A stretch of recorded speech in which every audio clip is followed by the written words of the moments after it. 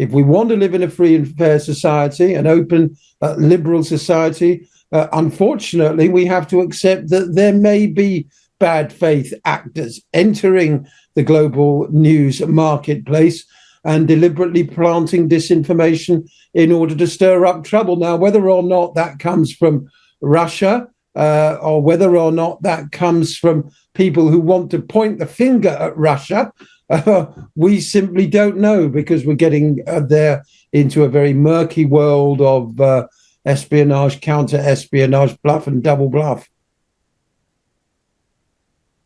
Andrew.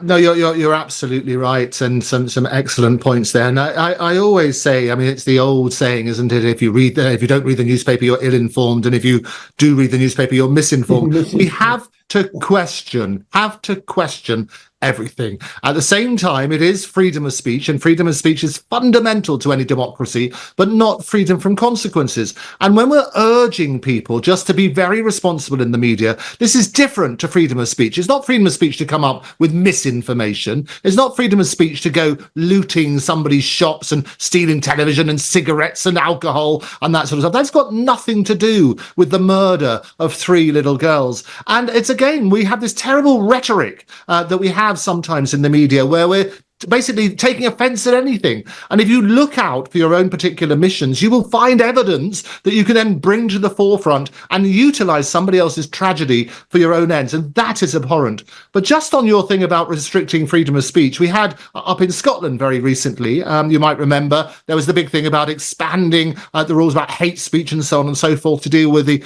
trans and various other rights and other bits and pieces on that sort of thing. And J.K. Rowling, as in bowling, she came out and said, look, come and arrest me first. Because what they were saying up in Scotland is that they would investigate every single complaint. And this is when people were having other crimes not even being looked at and so on and so forth. And quite rightly, there was an uproar about it. But JK, she basically put out her neck on this sort of basis and said, look, hang about, we've got to be able to call these things out in the right sort of way. But we need to make a distinction between freedom of speech and things which are basically incitement, if you like, to riots and incitement to cause damage. And that is wrong. That's not freedom of speech. That's abhorrent. And we have an obligation to call it out. Yes, well said. I mean, just going back to this Channel 3 New Now crowd, according to the Mail Online, that started 11 years ago as a Russian YouTube channel and posted videos of rally drivers in the snow in Izhevsk, 750 miles east of Moscow. It was then dormant for 6 years before suddenly posting videos in English in 2019 about a tiger being beaten to death and a match report on the Manchester City women's football team. This is a very unusual pattern of behaviour for an organisation that suddenly wants to get involved in provoking violence in the UK. We don't even really know if the Channel 3 Now of the website that you and I have been looking at this morning, Andrew, is the same Channel 3 Now that was posting videos of Russian drivers in the snow 11 years ago. Yeah, and if it is, I think they probably get more clickbait on that sort of basis. And it's tiny the amount of followers they've got. I say 3,276, barely to be sneezed at for a media organisation. But as I say, hopefully before the end of this programme, Jeremy will tell us that he's reached out to them. Jeremy, our brilliant producer, that he's reached out to Channel 3, and we'll try and get them on a future episode. And if anybody from Channel 3 is watching, do get in touch. We'd love to hear your take on this. You've apologised for the misinformation that you spread, and I think that it's only right and proper we give you a platform to answer those questions so we don't speculate, we don't fall into the same trap that others have done. They've actually said that made sure that the team responsible for publishing this news is fired, but the apology apparently contains several errors and is believed to have been written by an AI program. Honestly, Andrew Taylor, what a weird and sometimes not so wonderful world it is we live in.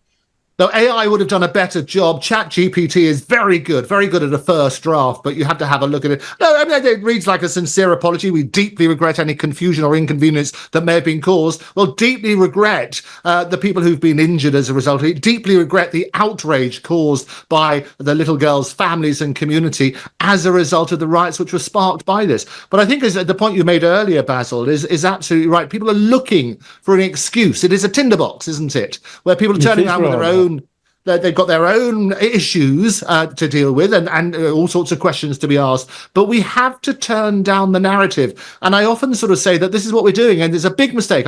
I referenced last time we were on the interview that I did on another program on TNT, where somebody was saying, well, pro-ceasefire, this is all you are is an apologist for Hamas. And they were talking on that sort of basis. And actually, the question I would ask them is, what do you say to the Israeli families who are hoping to get their children back, the hostages back, and they're turning around as a result of increasing that rhetoric? You're stopping peace happening. That's got to be wrong.